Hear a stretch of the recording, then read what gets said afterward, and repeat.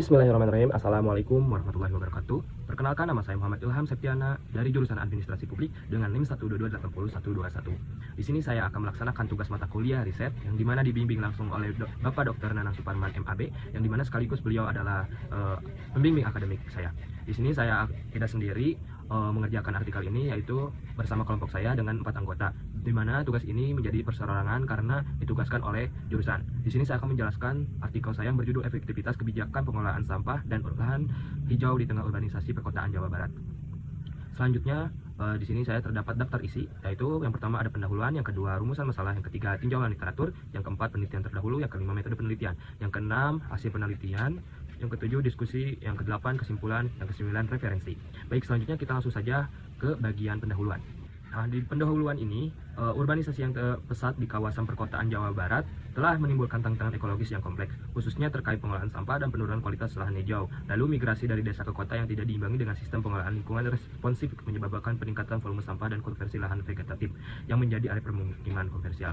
Nah, di sini menimbulkan masalah yang akan dibahas dalam penelitian ini, yaitu ketidakkeseimbangan antara pertumbuhan pembangunan di wilayah perkotaan dan kapasitas ekologis yang tersedia.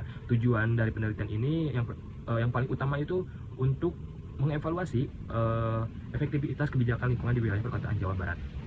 Baik, selanjutnya yaitu terdapat rumusan masalah. Yang pertama di sini desain kebijakan pemerintah daerah Jawa Barat, yang kedua efektivitas implementasi kebijakan, yang ketiga faktor penghambat dan pendukung dalam proses implementasi kebijakan, yang keempat peran masyarakat dan institusi non pemerintah. Selanjutnya terdapat tinjauan literatur, yang dimana tinjauan literatur ini akan membahas landasan teoritis mengenai tata kelola lingkungan, integrasi kebijakan, serta pentingnya partisipasi publik dalam pengelolaan lingkungan perkotaan. Dimana yang pertama itu terdapat tata kelola lingkungan atau yang berasal dari Lemos dan Agrawa 2006. Terus dilanjutkan oleh integrasi kebijakan dan koordinasi kelembagaan. Yang ketiga yaitu partisipasi publik dalam kebijakan lingkungan.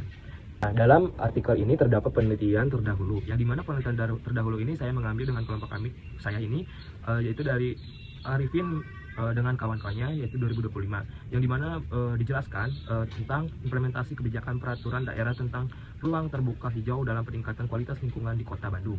Yang kedua yaitu dari Novianti 2023, yang mana implementasi kebijakan pengelolaan sampah melalui program Bank Sampah Induk Surabaya dengan studi di Bank Sampah Unit Kelurahan Ngagerejo, Kecamatan Wonokormo, Kota Surabaya. Selanjutnya akan menjelaskan metode penelitian, di mana metode penelitian kelompok kami ini, penelitian ini menggunakan pendekatan kualitatif deskriptif dengan studi literatur. Nah, di mana menelaah berbagai sumber sekunder seperti jurnal ilmiah, buku, laporan kebijakan, dan dokumen resmi. Analisis ini dilakukan berdasarkan tema utama seperti desain kebijakan, efektivitas implementasi, faktor penghambat dan pendukung, serta peran masyarakat dan institusi non pemerintah dalam pengelolaan lingkungan.